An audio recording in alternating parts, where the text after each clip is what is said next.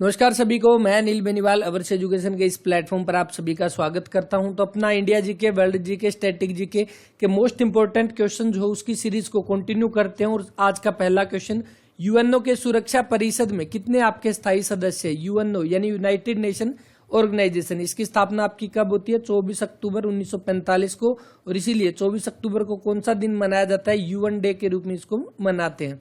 और इसी United nation organisation जो है इसका पार्ट है कौन सा?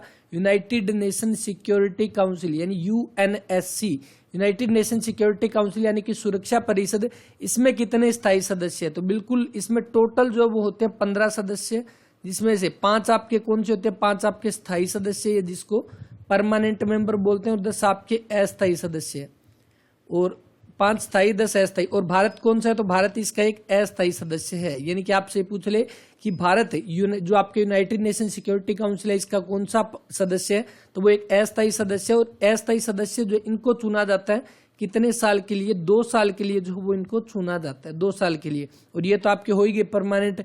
कौन कौन से? जैसे एक आपका फ्रांस है, एक आपका कौन सा? रशिया हो गया, एक आपका जो आपका यूके यानी ब्रिटेन है, एक आपका चाइना, और एक आपका यूएसए यानी अमेरिका। ये 5 आपके परमानेंट मेंबर है और 10 आपके अस्थायी सदस्य। तो राइट आंसर जो बना ऑप्शन नंबर सी, क्योंकि इसने पूछा है कि इसके बारे में, स्थायी सदस्य के बारे में। नेक्स्ट देखिए, भारत में श्वेत क्रांति के लिए किसे अग्रसर माना जाता है? देखिए, श्वेत क्रांति के बारे में हमने पढ़ा कि श्वेत क्रांति यानी आपका किससे जुड़ा हुआ है? जो आपका ऑपरेशन फ्लड आपसे पूछ ले, ऑपरेशन फ्लड किससे जुड़ा हुआ है? ऑपरेशन फ्लड, तो ये आपका हो जाएगा दूध से, यानी कि दूध यानी श्वेत क्रांति, व्हाइट रिवोल्यूशन जिसको हम बोल सकते हैं। तो वर्गीज कुरियन जो है वो राइट आंसर है, ऑप्शन नंबर बी। श्वेत क्रांति के जनक बोला जाता है वर्गीज कुरियन को।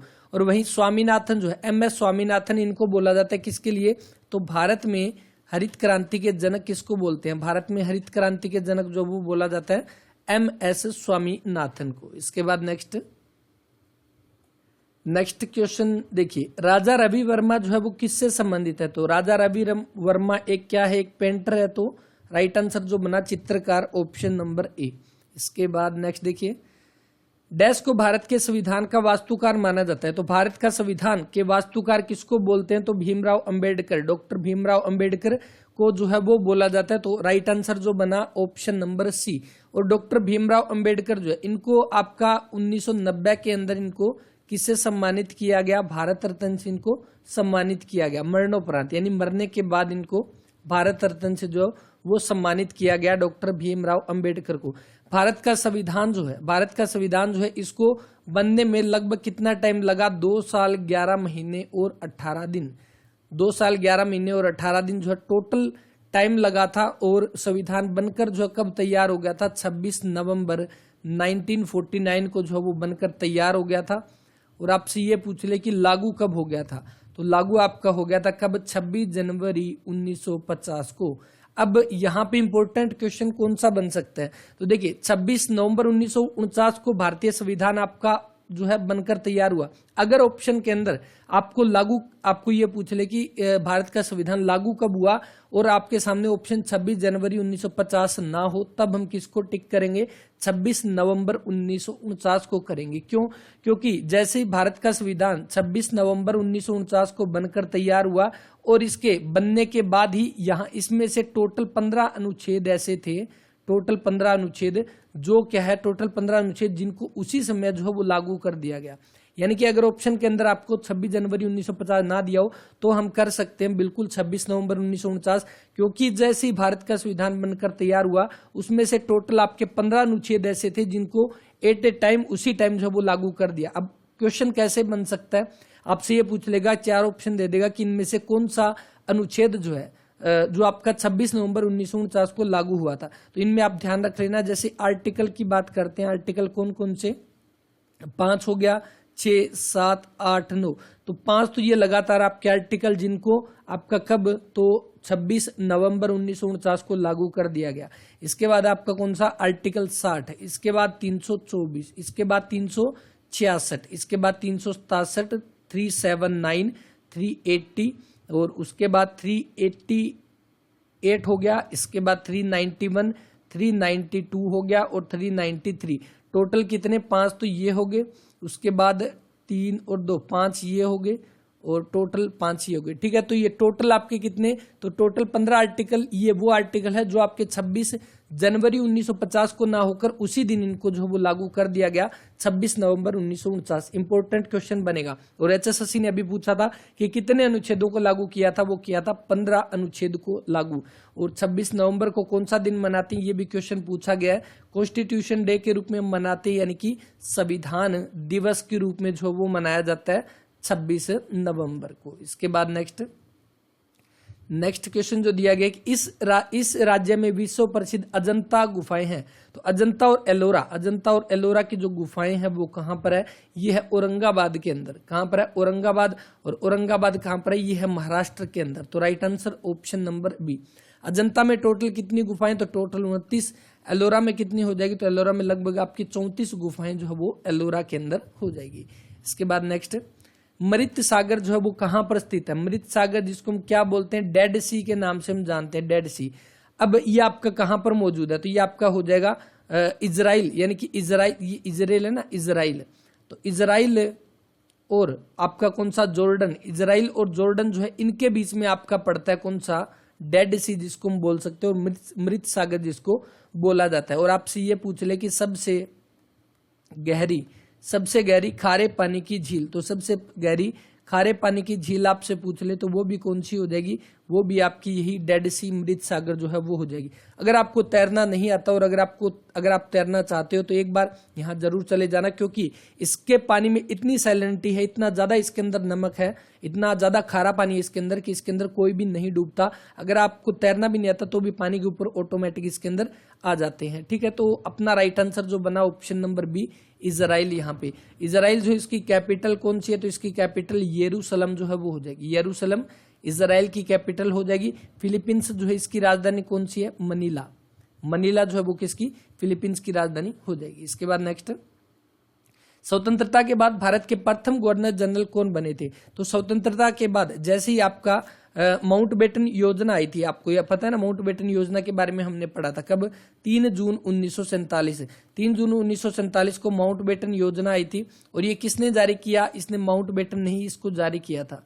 तो right answer option number D. जो माउंटबेटन योजना ये भारत को आजाद करने के लिए ये बनाई गई थी, तो उस समय कौन था, यानी कि भारत स्वतंत्रता के बाद और स्वतंत्रता से पहले भी कौन था, यानी लास्ट अगर आपसे पूछ ले तो माउंटबेटन था, क्योंकि ये लगभग आपका मार्च 1947 से लेकर और जून 1948 तक ये लगभग रहा था। ठीक है, तो इस अकॉर्डिंग आप बता सकते हो कि भारत के स्वतंत्रता के बाद भारत के पहले गवर्नर जनरल कौन बने, लॉर्ड माउंटबेटन जो है वो बने थे, लॉर्ड माउंटबेटन। और इस समय यानी कि जब भारत आजाद हुआ उस समय आपके ब्रिटेन के प्रधानमंत्री कौन थे, तो वो थे क्लेमेंट एटली। ये उस समय क्या थे, वहां के प्रधानमंत्री थे, कहां के, ब्रिटेन के।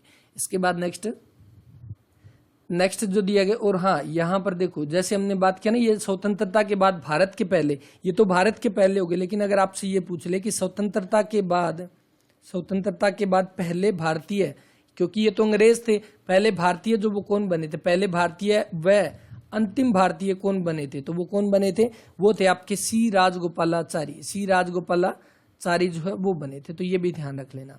इसके बाद नेक्स्ट देखिए, नाट्य शास्त्र जिसमें सभी अभिनय कलाओं को अच्छी तरह से संरचित किया गया। देखिए नाट्य शास्त्र के बारे में पूछा है, तो नाट्य शास्त्र किसकी रचना है, भरत मुनि की रचना है। इंपॉर्टेंट है, इसको आप ध्यान रख सकते हैं। इसके बाद दिसंबर 22 जिस दिन प्रतिभाशाली श्रीनिवास रामानुजन का जन्म हुआ, इस दिन कौन सा दिन मनाया जाता है, गणित दिवस मनाया जाता है। ये क्वेश्चन पहले भी आ चुका है। तो राष्ट्रीय गणित दिवस मनाया जाता है आपका 22 दिसंबर को। इसके साथ ही 23 दिसंबर को हम कौन सा दिन मनाते हैं, तो 23 दिसंबर को किसान दिवस मनाते हैं चौधरी चरण सिंह की याद में। और राष्ट्रीय विज्ञान दिवस यहाँ पर दे रखा है, तो कब, 28 फरवरी को नेशनल साइंस डे के रूप में मनाते हैं, राष्ट्रीय विज्ञान दिवस के रूप में हम मनाते हैं। और अभी 2022 में जो आपका मनाया गया था आपका 28 फरवरी को, इसकी आपकी थीम कौन सी है। तो देखिए जितने भी इंपॉर्टेंट डे आते हैं ना, उन सभी की जैसे ही क्वेश्चन आता है उनकी थीम जरूर पढ़ लेना, क्योंकि करंट अफेयर का जो वेटेज अभी बढ़ रहा है हर एक एग्जाम में, वहां पे आपकी ये थीम जो है वो जरूर पूछी जाती है। तो इसके आपकी थीम जो वो क्या हो जाएगी, integrated approach in science and technology, integrated approach in science and technology for sustainable future, ठीक है, फ्यूचर ये थीम है किसकी, साइंस डे की हम बात कर रहे हैं 2022 के अंदर जो आपका मनाया गया था 28 फरवरी, और पहली बार जो है साइंस डे कब मनाया गया 1987 को जो है पहली बार मनाया गया। सीवी रमन जो है उनकी याद में ये मनाया जाता है राष्ट्रीय विज्ञान दिवस। इसके बाद नेक्स्ट, और बाकी यहाँ पर कौन सा, हाँ गणित की बात हुई है ना, गणित का एक इंपॉर्टेंट प्राइज है, यानी कि गणित का आपका नोबेल प्राइज अगर पूछ लेना गणित के लिए कौन सा प्राइज दिया जाता है तो वो है एबेल प्राइज। एबेल पुरस्कार आपसे पूछ ले किसके लिए दिया जाता है, तो सबसे ज्यादा एब किसके अंदर है, मैथ के अंदर है, उसी में ज्यादा दिक्कतें होती है बच्चों को, तो एबेल पुरस्कार है वो जुड़ा हुआ है किससे, गणित से जुड़ा हुआ है। म्यांमार जो इसका पुराना नाम है, म्यांमार का पुराना नाम क्या, बर्मा हो जाएगा, right answer option number C. एक क्वेश्चन और यहां पर पूछा था ना एचएसएससी ने, कौन सा, कि म्यांमार जो भारत का हिस्सा कब तक रहा था, तो लगभग 1824 से लेकर 1937 तक, 1824 से लेकर 1937 तक बर्मा जो है वो, यानी कि म्यांमार जो है ये रहा था किसका, भारत का हिस्सा। तो भारत का हिस्सा रहा था कब तक, 1937 तक जो है ये भारत का हिस्सा जो है वो रहा था। और इसी म्यांमार के साथ भारत के कितने राज्य जो है वो टच होते हैं, कौन कौन से, तो टोटल 4 राज्य जो है वो यहाँ पर बाउंड्री बनाते हैं, जैसे अरुणाचल प्रदेश जहां पर सबसे कम जनसंख्या घनत्व है 17 व्यक्ति प्रति वर्ग किलोमीटर 2011 के अकॉर्डिंग, अरुणाचल प्रदेश हो गया। इसके अलावा कौन सा, इसके नीचे आपका नागालैंड है और मणिपुर हो गया, और आपका कौन सा, मिजोरम।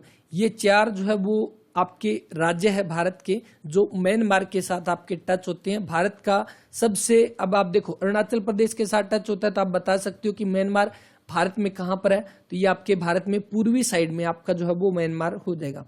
म्यांमार जो इसकी आपकी कैपिटल, म्यांमार की कैपिटल कौन सी, तो नाए पाए ताए जो है इसकी आपकी कैपिटल जो है वो हो जाएगी, ये इसकी कैपिटल है किसकी, म्यांमार की, अपना पड़ोसी जो है उसकी आपकी ये हो जाएगी। और बाकी भूटान है, ये भी अपना भारत के साथ इसकी सीमा लगती है किस किस की, तो इसमें जो आपका अरुणाचल प्रदेश हो गया भूटान के साथ, इसके अलावा सिक्किम जो है वो इसके साथ टच होता है, इसके अलावा आसाम हो गया और वेस्ट बंगाल है। ये 4 ही आपके लगते हैं किसके साथ, भूटान के साथ सीमा बनाते हैं। भूटान की कैपिटल कौन सी, तो थिम्पू जो है वो भूटान की कैपिटल हो जाएगी, थिम्पू। इसके अलावा नेपाल की कौन सी है, कमेंट करके बता देना। इसके बाद नेक्स्ट, अंतर्राष्ट्रीय मजदूर दिवस जो ये कब मनाया जाता है, 1 मई को, right answer option number B.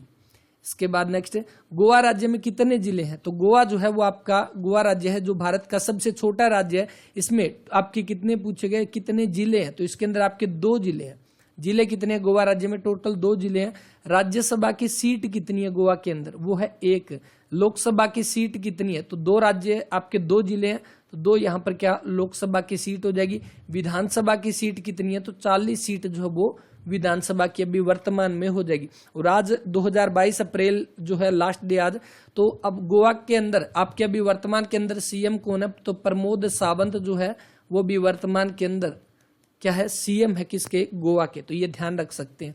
ये तो हो गया गोवा, इसके अंदर आपके 2 जिले। देखो अगर एरिया वाइज आपसे पूछ लेना, एरिया वाइज कि एरिया वाइज आपका सबसे छोटा जिला कौन सा है, तब आपका गोवा हो जाएगा। सबसे छोटा जिला पूछ ले तब गोवा। लेकिन अगर आपसे ये पूछ ले कि केंद्र शासित प्रदेश प्लस में, केंद्र शासित प्रदेश प्लस में आपके राज्य, इनमें सबसे छोटा कौन सा है, तो केंद्र शासित प्रदेश प्लस में राज्य में अगर हम मिलाएं तो सबसे छोटा आपका लक्षद्वीप पड़ता है, लक्षद्वीप। और इसका कितना, तो 30 वर्ग किलोमीटर इसका एरिया है लक्षद्वीप का, ये सबसे छोटा। और इसके बाद दूसरा अगर देखें तो चंडीगढ़ दूसरे नंबर पे, कितना 114 वर्ग किलोमीटर की बात कर रहे हैं, है ना, तो ये आपके दूसरे नंबर पे। गोवा राज्य में सबसे कम है, लेकिन ओवरऑल अगर बात करें तो लक्षद्वीप सबसे कम एरिया ये कवर करता है, और उसके बाद चंडीगढ़ जो है वो दूसरे नंबर पे यहाँ पर आ जाएगा, और गोवा पहले पे है। इसके अलावा अगर राज्य की बात करें तो दूसरे नंबर पर आपका सिक्किम है, तीसरे नंबर पे आपका कौन सा, त्रिपुरा जो है वो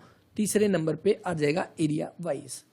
इसके बाद नेक्स्ट देखिए, विंग्स ऑफ फायर जो है पुस्तक के लेखक कौन है, देखो ये हम कई बार पढ़ते हैं ना, विंग्स ऑफ फायर। इसके अलावा इग्नाइटेड माइंड, इग्नाइटेड माइंड ये इंपॉर्टेंट पुस्तक है। इसके अलावा इंडिया 2020, इंडिया 2020 ये किसकी पुस्तक है, ये सारी की सारी doctor APJ Abdul Kalam missile man of India के नाम से जो जाने जाते हैं, और भारत के आपके 11वें राष्ट्रपति के रूप में इन्होंने काम किया था 2002 से लेकर 2007 तक। और डॉक्टर अब्दुल कलाम जो है 2015 के अंदर इनकी मृत्यु होती है, और इनको क्या है, इनको भारत रत्न से भी इनको सम्मानित किया गया है। और कब दिया गया? डॉक्टर एपीजे अब्दुल कलाम को 1997 में इनको जो है वो आपका सम्मानित किया गया। 1997 में गुलजारी लाल नंदा, अरुणा आसफ अली जो है उनको भी दिया गया था 1997 के अंदर, है ना। इनका संबंध अरुणा आसफ अली का कहाँ से है? हरियाणा में कालका पंचकुला से इनका संबंध है अरुणा आसफ अली का। और एपीजे अब्दुल कलाम, इसका राइट आंसर रहेगा ऑप्शन नंबर सी। अटल बिहारी वाजपेयी जो है इनका आपका कब? तो इनको भी 2015 के अंदर भारत रत्न दिया गया था। और इसके साथ ही उनके जन्म दिवस पे, हाँ दोनों के दोनों आपको जन्म दिवस याद रखने हैं। जैसे इनको 2015 में भारत रत्न दिया गया, 25 दिसंबर को सुशासन दिवस मनाते हैं। सुशासन दिवस मनाते हैं किसकी याद में? तो वो हो जाएगा अटल बिहारी वाजपेयी। तो अटल बिहारी वाजपेयी 25 दिसंबर और एपीजे अब्दुल कलाम जो है इनका आपका संबंध हो जाएगा कब से? 15 अक्टूबर से। तो 15 अक्टूबर को जो है वो एपीजे अब्दुल कलाम का जन्म दिवस है। और इस दिन कौन सा? स्टूडेंट डे के रूप में हम मनाते हैं। स्टूडेंट डे के रूप में जो है वो मनाया जाता है 15 अक्टूबर का। इसके बाद नेक्स्ट देखिए, कथकली जो है वो इसका प्रसिद्ध नृत्य है। तो कथकली कहाँ का? केरल का जो है वो हो जाएगा ऑप्शन नंबर बी। कथकली हो गया। इसके अलावा आपका कौन सा? मोहिनी अट्टम जो ये भी कहाँ का है? ये भी आपका केरल का हो जाएगा। तमिलनाडु का भरतनाट्यम, ये जैसे ही आते हैं हम इनको पढ़ते हैं और ये हर बार पढ़ना भी चाहिए ना। कुचिपुड़ी जो है वो कहाँ का? आंध्र प्रदेश का आपका शास्त्रीय नृत्य हो जाएगा। और जैसे अभी देखिए अटल बिहारी वाजपेयी और एपीजे अब्दुल कलाम की हमने बात की ना, तो इनसे जुड़ा हुआ एक इंपॉर्टेंट कौन सा? पोखरण जो हुआ था, पोखरण परीक्षण जो किया गया था 11 मई 1998 को। टोटल इसके अंदर 5 परीक्षण जो वो किए जाते हैं और इनके नाम क्या थे पांचों के? जैसे शक्ति 1, शक्ति 2, शक्ति 3, शक्ति 4, शक्ति 5। इसमें इंपॉर्टेंट रोल किसका था उस समय? जो आपके प्रधानमंत्री जो थे वो थे अटल बिहारी वाजपेयी और एपीजे अब्दुल कलाम जो है इनका भी इसके अंदर इंपॉर्टेंट रोल था ना। इसके बाद बिरजू महाराज जो है वो किससे संबंधित है? बिरजू महाराज जो है वो आपके कथक नृत्य से हो जाएंगे। और कथक कहाँ का आपका शास्त्रीय नृत्य है? उत्तर प्रदेश का आपका शास्त्रीय नृत्य हो जाएगा। एक इंपॉर्टेंट उस्ताद बिस्मिल्लाह खान, उस्ताद बिस्मिल्लाह खान आपसे पूछ ले, बिस्मिल्लाह खान, तो ये आपके किससे संबंधित है? तो उस्ताद बिस्मिल्लाह खान संबंध है, ये शहनाई वादक है। शहनाई वादक यानी शहनाई वादक से ये संबंधित हो जाएंगे उस्ताद बिस्मिल्लाह खान। रेवा इलेक्ट्रॉनिक कार बनाने वाली कंपनी का क्या नाम है? तो Reva electronic car Mahindra and Mahindra car, option number C. और इसके आपके चेयरमैन कौन है? आनंद महिंद्रा जो है वो इसके चेयरमैन अभी हो जाएंगे। इसके बाद नेक्स्ट, एक वृहद प्रदेश में लंबी अवधि के मौसम की परिस्थितियां और उनके बदलाव के कुल जोड़ को क्या बोलते हैं? तो इनको क्या बोलते हैं? क्लाइमेट हो जाएगा आपका जलवायु, ऑप्शन नंबर बी। देखो अगर आपसे ये पूछ ले कि एक शॉर्ट टाइम के अंदर, यानी कि आपसे ये पूछ ले कि एक पर्टिकुलर टाइम, इनके एक पर्टिकुलर टाइम के अंदर एक एरिया का जो आपका हम बोलते हैं जहां की परिस्थिति हम बताते हैं वो आपका होता है मौसम, यानी कि आज उस समय का क्या मौसम है। टाइम के अंदर अपने फोन में भी हम देखते हैं कि वहां का जैसे बारिश कब आएगी तो अपने फोन के अंदर मौसम देख लेते हैं कि मौसम का क्या हाल रहेगा आने वाले 2-3 दिन के अंदर। लेकिन जलवायु तो आपकी फिक्स होती है ना, एक वृहद प्रदेश के लिए लंबी अवधि के लिए। लंबी अवधि जैसे अगर पूछ ले कि भारत की जलवायु कैसी है, यहाँ की जलवायु कैसी है, तो वो वहां की आपकी पर्टिकुलर होती है। तो ये ध्यान रखना है मौसम और जलवायु में आपका डिफरेंस क्या रहेगा। इसके बाद नेक्स्ट जो दिया गया कि निम्न में से किसने भारत में स्थानीय स्वशासन प्रस्तुत किया? स्थानीय स्वशासन से जुड़ा हुआ कौन है? तो स्थानीय स्वशासन का जनक किसको बोलते हैं? वो बोलते हैं रिपन को। तो right answer option number B. Ripon जो है ये आपका जो रिपन जो है, रिपन के समय में क्या हुआ था? सबसे पहले 1881 के अंदर जो नियमित जनगणना जो है वो होती है, नियमित जनगणना, क्योंकि इससे पहले 1872 में हुई थी मेयो के टाइम में, और उसके बाद 1881 में हुई थी पहली बार नियमित का मतलब कि 1881 के बाद आज तक हर 10 साल के बाद आपकी जनगणना जो है वो करवाई जाती है। तो ये आपका रिपन जो है इसको स्थानीय स्वशासन का जनक बोलते हैं। इसके टाइम में ही कौन सी? तो नियमित जनगणना हुई थी। और रिपन के टाइम में वर्नाकुलर प्रेस एक्ट जो है उसको खत्म किया गया, वर्नाकुलर प्रेस एक्ट। अब ये क्या था? ये रिपन से पहले कौन था? लिट्टन। और ये लिट्टन जो था ना, इसने प्रेस के ऊपर प्रतिबंध लगा दिया था, प्रेस जो है छापती थी उसके ऊपर प्रतिबंध लगा दिया था, उसको बोला जाता था वर्नाकुलर प्रेस एक्ट। तो लिट्टन ने ये लगाया था और इसके बाद रिपन आया था, रिपन ने इसको जो वो क्या कर दिया गया? खत्म जो है वो कर दिया। किसको? वर्नाकुलर प्रेस एक्ट को। तो ये आप इसके बारे में ध्यान रख सकते हैं कैनिंग जो दे रखा है, जब 1857 की जो क्रांति हुई थी उसके समय जो पहला वायसराय बनाया गया था, पहला वायसराय बनाया गया था, किसको बनाया गया था? वो बनाया गया था कैनिंग को। यानी कि आपका ये पूछ ले अंतिम गवर्नर जनरल और पहला वायसराय जो है वो कौन था? वो कैनिंग जो है वो था, है ना। इसके बाद नेक्स्ट है, बाकी माउंटबेटन के बारे में हम पढ़ चुके हैं। वायुमंडल में सबसे पर्याप्त मात्रा में पाए जाने वाला गैसीय तत्व, हमारे वायुमंडल जो है उसके अंदर काफी तरह की गैसेस पाई जाती है। वायुमंडल है ही वैसे अपना गैसों का मिक्सचर है, तो इसमें सबसे ज्यादा कौन सी गैस पाई जाती है? तो वो नाइट्रोजन है। राइट आंसर ऑप्शन नंबर ए। कितनी? लगभग 78% जो है वो आपकी नाइट्रोजन पाई जाती है। ऑक्सीजन कितनी पाई जाती है? तो दूसरे नंबर पे ऑक्सीजन है, जो लगभग 21% जो है वो आपकी ऑक्सीजन पाई जाती है। तो देखो आप कितनी, टोटल 99 होगी, 1% के अंदर आपके बहुत सारे अलग अलग थोड़ी थोड़ी वैरायटी के अंदर बाकी गैसेज जो है वो पाई जाती है। निम्न में से कौन सा जलवायु विषयक नियंत्रण अत्यंत महत्वपूर्ण है? तो इसका आपका अक्षांश ऑप्शन नंबर ए जो इसका वो राइट आंसर।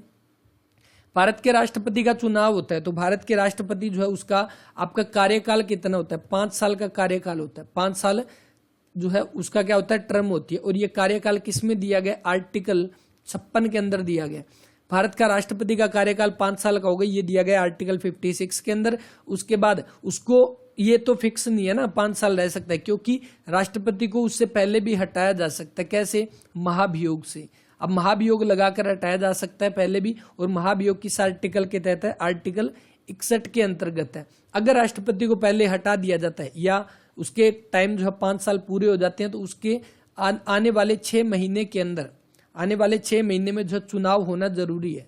अब आपसे ये पूछ लेगा कि राष्ट्रपति का चुनाव 5 साल के टर्म पूरा होने के बाद कितने टाइम के अंदर जरूरी है? तो वो 6 महीने के अंदर आपका जरूरी है। राष्ट्रपति की एज कितनी है? तो एज आपकी हो जाएगी कितनी? 35 वर्ष जो है वो एज हो जाएगी। और राष्ट्रपति का आर्टिकल किससे जुड़ा हुआ है? राष्ट्रपति से जुड़ा हुआ है कौन सा? आर्टिकल 52। तो 52 में जुड़ा हुआ है। 52 के अंदर जो है किसकी? राष्ट्रपति की परिभाषा दी हुई है। और भारत का जो आपका प्रथम नागरिक किसको बोलते हैं? वो बोलते हैं राष्ट्रपति को। इसके बाद नेक्स्ट है, अभी वर्तमान के अंदर कौन है? हमारे राष्ट्रपति रामनाथ कोविंद। अफगानिस्तान की राजधानी कौन सी है? तो अफगानिस्तान की राजधानी हो जाएगी कौन सी? Kabul. Option number A. Afghanistan अपना पड़ोसी है। इसके अलावा कौन सी? इराक। जैसे कंफ्यूजन होती है ना इराक के अंदर, इराक की कौन सी है? बगदाद है। इराक की कौन सी? बगदाद। इसके अलावा ईरान, ईरान की कौन सी है? तेहरान जो है वो ईरान की राजधानी रहेगी। इसके अलावा पाकिस्तान की कौन सी है? तो ध्यान रखना इस्लामाबाद जो है वो आपकी पाकिस्तान की राजधानी हो जाएगी। इसके बाद नेक्स्ट क्वेश्चन, बाल दिवस जो है वो कब मनाया जाता है? तो बाल दिवस आपका मनाया जाता है कब? 14 नवंबर को। किसकी याद में? जवाहरलाल नेहरू की याद में। जवाहरलाल नेहरू जो है वो बच्चों से काफी प्रेम करते थे, इसीलिए 14 नवंबर को बाल दिवस के रूप में जो है ये आपका मनाया जाता है। इसके अलावा 2 अक्टूबर को कौन सा? अहिंसा दिवस के रूप में हम मनाते हैं। अहिंसा दिवस क्यों? क्योंकि 2 अक्टूबर को किसका जन्म दिवस आता है? 2 अक्टूबर को तो वो आता है महात्मा गांधी का। महात्मा गांधी का जन्म दिवस कब है? 2 अक्टूबर को। और इसके अलावा 2 अक्टूबर को महात्मा गांधी के साथ साथ लाल बहादुर शास्त्री जयंती भी हम मनाते हैं। लाल बहादुर शास्त्री की जयंती, तो ये भी आपकी 2 अक्टूबर को मनाई जाती है। तो ध्यान रखना 2 अक्टूबर अहिंसा दिवस के रूप में महात्मा गांधी की याद में, और लाल बहादुर शास्त्री की जयंती भी इसमें मनाते हैं। इसके अलावा जो 26 जनवरी जो दे रखा है, 26 जनवरी को हम कौन सा दिन मनाते हैं? गणतंत्र दिवस मनाते हैं। क्यों? क्योंकि भारत गणतंत्र कब हुआ था? तो आपसे ये क्वेश्चन बन सकता है गणतंत्र और स्वतंत्र। पहले स्वतंत्र हुआ था कब? 15 अगस्त 1947 को। और गणतंत्र कब हुआ? 26 जनवरी 1950 को भारत जो है वो गणतंत्र हो गया, और इसीलिए गणतंत्र दिवस मनाते हम 26 जनवरी को।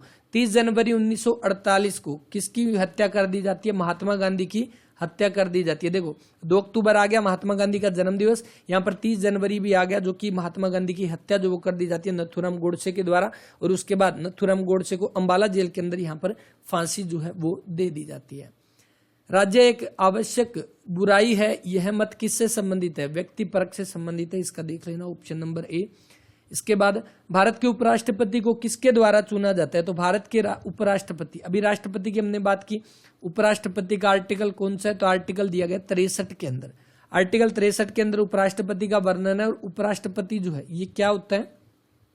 राज्यसभा का पदेन सभापति। राज्यसभा का पदेन सभापति जो है वो होता है, यानी कि आपका राज्यसभा का अध्यक्ष या जिसको सभापति बोलते हैं वो कौन होता है? वो उपराष्ट्रपति होता है। उपराष्ट्रपति को जो सैलरी दी जाती है वो उपराष्ट्रपति के पद की ना होकर उनको राज्यसभा का जो सभापति है उसके तौर पर इनको सैलरी जो है वो दी जाती है। उपराष्ट्रपति अगर त्याग पत्र देता है तो किसको देता है, तो उपराष्ट्रपति, देखो अगर राष्ट्रपति की बात करें या उपराष्ट्रपति की, तो दोनों के दोनों को अगर त्याग पत्र देना हो तो किसको देता है, तो राष्ट्रपति अपना त्याग पत्र उपराष्ट्रपति को और उपराष्ट्रपति अपना त्याग पत्र राष्ट्रपति को जो है वो देता है। और जैसे अभी राष्ट्रपति की एज हमने पढ़ी 35 वर्ष, तो उपराष्ट्रपति की भी आपकी कितनी 35 वर्ष जो है वो एज हो जाएगी। और जो उपराष्ट्रपति है, जैसे हमने अभी बात किया कि ये राज्यसभा के पदेन सभापति है, लेकिन ये राज्यसभा के सदस्य नहीं होते। इनको जैसे राज्यसभा के अंदर कोई वोट पड़ते हैं तो उसमें ये वोट डालने का अधिकार नहीं होता उपराष्ट्रपति को, सिर्फ और सिर्फ अगर जहां पर कोई भी निर्णायक जो तरीका हो, क्योंकि ये सभापति है, जो भी निर्णय लेना हो ना उस समय ये अपना मत दे सकते हैं, वरना अगर किसी को चुनने के लिए अगर कोई वोट पड़ते हैं तो उसके अंदर इनको मत देने का अधिकार नहीं है। और इनको चुना जाता है राज्यसभा और लोकसभा दोनों सदन के सदस्यों के द्वारा उपराष्ट्रपति को चुना जाता है। Right answer option number C.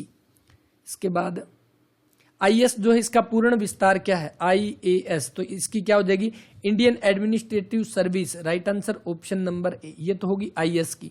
इसके अलावा आईपीएस, इसकी full form Indian police service, Indian police service IPS की हो जाएगी। इसके अलावा आईआरएस आपसे पूछ ले तो क्या, Indian revenue service, Indian revenue service जो है आपकी इसकी फुल फॉर्म हो जाएगी।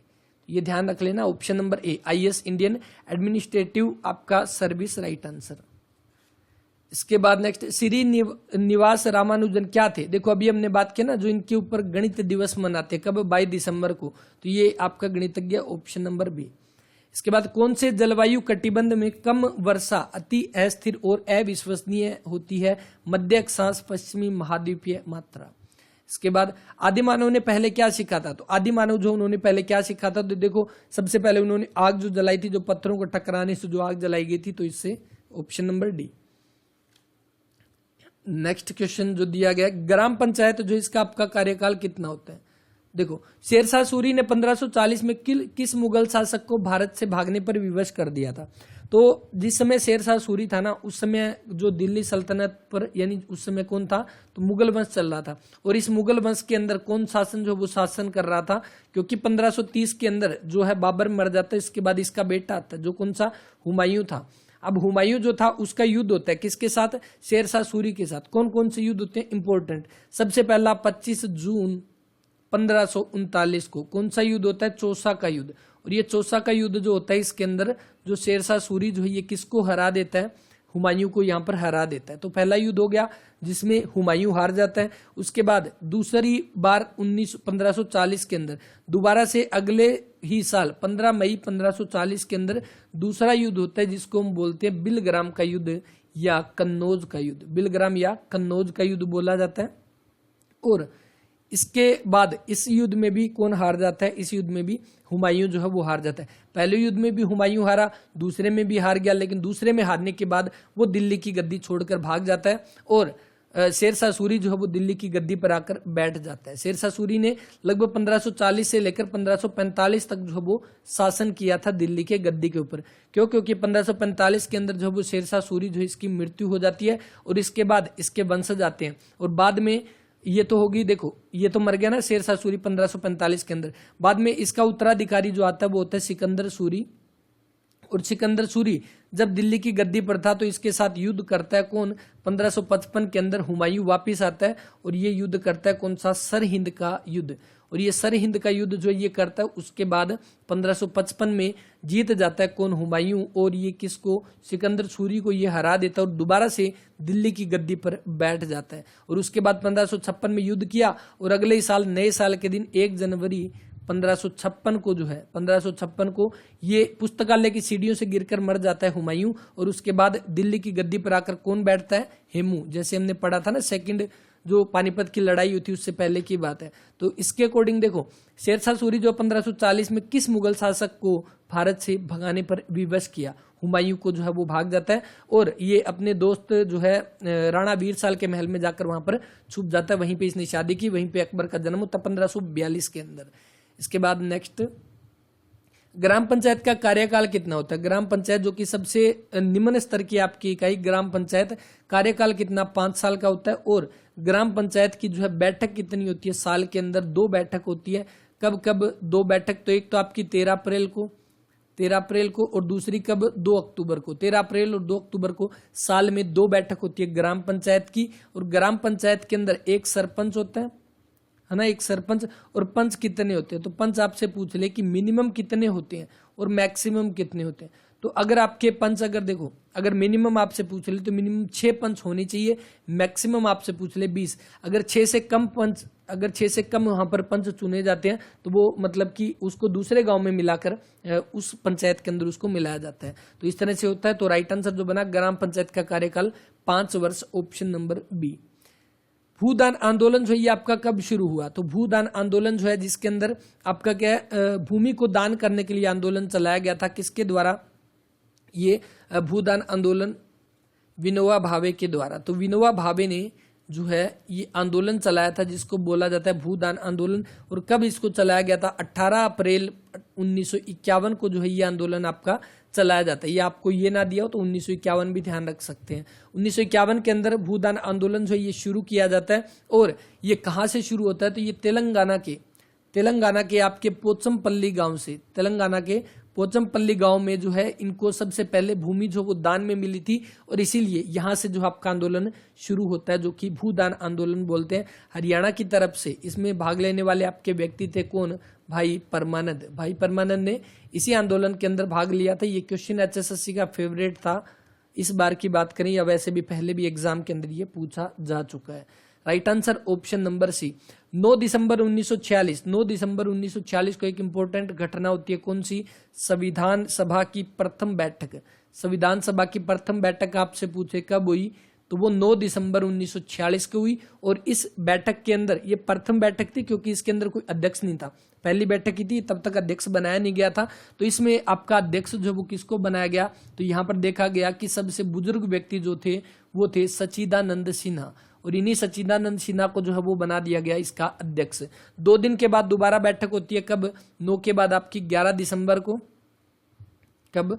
11 दिसंबर को। और 11 दिसंबर को यहाँ पर सदस्य यानी कि इनके अध्यक्ष जो है वो चुने जाते हैं। किसको? डॉक्टर राजेंद्र प्रसाद को। डॉक्टर राजेंद्र प्रसाद को क्या चुना जाता है? अध्यक्ष जो है वो चुना जाता है। इसके बाद 2 दिन के बाद दोबारा से बैठक होती है 13 दिसंबर 1946 को। और इसमें जवाहरलाल नेहरू ने उद्देश्य प्रस्ताव जो है वो पेश किया था।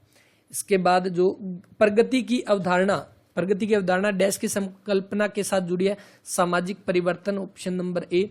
अस्पृश्यता निषेध अधिनियम किस वर्ष में पारित हुआ? तो अस्पृश्यता, सबसे पहले देखो अनटचेबिलिटी जिसको हम बोलते हैं, अनटचेबिलिटी, तो ये जो है किस आर्टिकल के तहत आता है? तो अनटचेबिलिटी अस्पृश्यता का आपका अनुच्छेद है आर्टिकल 17, मोस्ट इंपोर्टेंट आर्टिकल और सबसे आसान भी है, बहुत बार ये एग्जाम के अंदर पूछा गया है। और अस्पृश्यता निषेध अधिनियम ये आपका मौलिक अधिकार में आ गया ना, आपका किसमें? आर्टिकल 17। और अस्पृश्यता निषेध अधिनियम जो ये आपका कब पारित होता है? तो ये आपका 1955 के अंदर इसको पारित किया जाता है, तो ऑप्शन नंबर सी। उसके बाद 1976 के अंदर इसका संशोधन भी किया गया था, इसको संशोधित किया गया कब? 1976 के अंदर। और उसके बाद इसका नाम क्या रख दिया गया? जो अस्पृश्यता निषेध अधिनियम है इसका रख दिया गया सिविल अधिकार संरक्षण अधिनियम। सिविल अधिकार संरक्षण अधिनियम जो है वो इसको रख दिया गया। बाकी ये इतना सारा ध्यान मत रखना, बस ये ध्यान रख लेना अस्पृश्यता जो है कब पारित किया गया? 1955 में। 76 में संशोधन हुआ, आर्टिकल जो है वो 17 इससे जुड़ा हुआ है। इसके बाद नेक्स्ट, भारत में जैव विविधता हॉटस्पॉट के रूप में घोषित क्षेत्र है, तो जैव विविधता से जुड़ा हुआ कौन सा? हिमालय, ऑप्शन नंबर ए यहाँ पर। इसके बाद राज्यसभा में कर्नाटक राज्य के लिए कितने स्थान है? तो भारत की अगर हम देखें तो टोटल राज्यसभा की आपकी सीटें कितनी है? राज्यसभा की सीटें तो वैसे तो आपकी मैक्सिमम कितनी? 250 सीटें, लेकिन अभी वर्तमान के अंदर कितनी सीट? तो वो 245 सीटें हैं। और इन 245 को आगे फर्दर डिवाइड किया गया किस किस अकॉर्डिंग? 233 और प्लस में आपके कितने? 12। ये तो आपके चुने जाते हैं और ये 12 जो है ये किसके द्वारा मनोनीत किए जाते हैं? किसके द्वारा? राष्ट्रपति के द्वारा। तो ये ध्यान रखना है कि राष्ट्रपति जो है वो राज्यसभा के अंदर कितने सदस्यों को मनोनीत करता है, 12 सदस्यों को, और ये 12 के 12 सदस्य अपने अपने फील्ड के एक्सपर्ट होते हैं, तो ये ध्यान रख सकते हैं, ये एग्जाम में के लिए इंपॉर्टेंट है। अब कर्नाटक के लिए पूछी गई है कितनी सीटें, तो कर्नाटक के राज्यसभा की सीटें कितनी, 12, ऑप्शन नंबर बी। कर्नाटक की आपकी लोकसभा की सीटें कितनी, 28। कर्नाटक की आपकी विधानसभा की सीट कितने, 224 जो है वो हो जाएगी। कर्नाटक की कैपिटल कौन सी है, तो बेंगलोर जो है वो इसकी राजधानी हो जाएगी, बेंगलोर, जिसको सिलिकॉन वैली हम बोलते हैं। ये तो होगी कर्नाटक के बारे में। अब आपसे ये पूछ ले कि सबसे ज्यादा राज्यसभा की सीटें हैं कहां पर, उत्तर प्रदेश के अंदर कितनी है, तो 31 सीट जो है वो आपकी सबसे ज्यादा राज्यसभा की सीटें हैं जो कि उत्तर प्रदेश के अंदर है। लोकसभा की भी सबसे ज्यादा उत्तर प्रदेश के अंदर है, कितनी है कमेंट करना। इसके बाद दूसरे नंबर पे महाराष्ट्र आ जाएगा, और महाराष्ट्र की 19 सीट जो है वो दूसरे नंबर की सबसे ज्यादा सीटें जो है वो हो जाएगी। तो ये दो तो आप अच्छे से इनको ध्यान रख सकते हैं। इसके बाद खरीफ की फसल जो है किस माह में बोई जाती है। देखो खरीफ की फसल है उसको हम पढ़ते हैं ना कि कौन सी फसल बोलते हैं। अब देखो जो हम पढ़ते हैं, कई बार शायद आपने सोचा होगा ये तो काम ही क्या था, खरीफ हो गया, रबी हो गया। अब खरीफ की फसल है इसको बोलते हैं सावणी की फसल, सावणी की फसल बोलते हैं बिल्कुल, और इसको हम बोलते हैं आषाढ़ी की फसल, आषाढ़ी की फसल। तो वैसे तो क्या पता ये सारे के सारे मंथ हमें, ये जो देसी भाषा में जो मंथ बोले जाते हैं जैसे या चैत्र फागुन, ये सारे के सारे ये तो क्या पता याद ना रहे, लेकिन खरीफ को सावणी की फसल, रबी को आषाढ़ी की फसल। अब इसके अकॉर्डिंग देखो ऑप्शन के अंदर खरीफ की फसल किस माह में बोई जाती है, तो आप बिल्कुल बता दोगे सावन भादो के अंदर, ऑप्शन नंबर सी जो इसका वो राइट आंसर। अब यहाँ पे एक दो इंपॉर्टेंट क्वेश्चन कौन कौन से, एक तो पहली बात ये जो आपका देसी महीने जो है जैसे चैत्र हो गया, पोष हो गया, सावन भादो कार्तिक, इनके अंदर सबसे पहला महीना कौन सा होता है बताओ। चलो सबसे पहला महीना जो है वो कौन सा होता है इस कैलेंडर के हिसाब से, जो अपना देसी जो दादी के टाइम का जो चलता आ रहा है, इसमें जो पहला महीना जो वो कौन सा होता है, वो होता है चैत्र। तो ये ध्यान रखना, चैत्र जो वो सबसे पहला महीना होता है। और आपका लास्ट मंथ कौन सा होता है, लास्ट मंथ तो वो आपका होता है कौन सा, फाल्गुन, फाल्गुन या जिसको फागण हम बोलते हैं। तो ये आपका सबसे लास्ट का महीना होता है, ये आपका सबसे प्रथम का महीना जो है वो होता है। तो ये ध्यान रख लेना, right answer option number C यहाँ पे। इसके बाद अनुसूचित जाति और जनजाति के लिए आयोग जो वो आपका कब गठित किया गया, right answer 1976 option number B. Bharat में भू राजस्व प्रणाली जो है ये किसके टाइम में शुरू की गई, तो जो आपका 1793 के अंदर लॉर्ड कॉर्नवालिस के द्वारा विकसित प्रणाली थी। और इसके साथ ही आपको ये भी ध्यान रख सकते हैं जो आपका 1793 के अंदर कौन सी स्थायी बंदोबस्त जो उसको लागू किया गया, ये आपकी विकसित प्रणाली कौन सी, स्थायी बंदोबस्त। तो ये पूछ सकते हैं कि स्थायी बंदोबस्त को कब लागू किया गया, 1793 में कॉर्नवालिस के द्वारा जो वो इसको शुरू किया गया। और इसी कॉर्नवालिस को क्या बोलते हैं, जैसे रिपन को स्थानीय स्वशासन का जनक बोलते हैं, इसको आपका बोला जाता है नागरिक सेवा का जनक। नागरिक सेवा का जनक जो है वो किसको बोलते हैं, इसी कॉर्नवालिस को जो है जनक, तो वो बोलते हैं इसी कॉर्नवालिस को। इसके बाद नेक्स्ट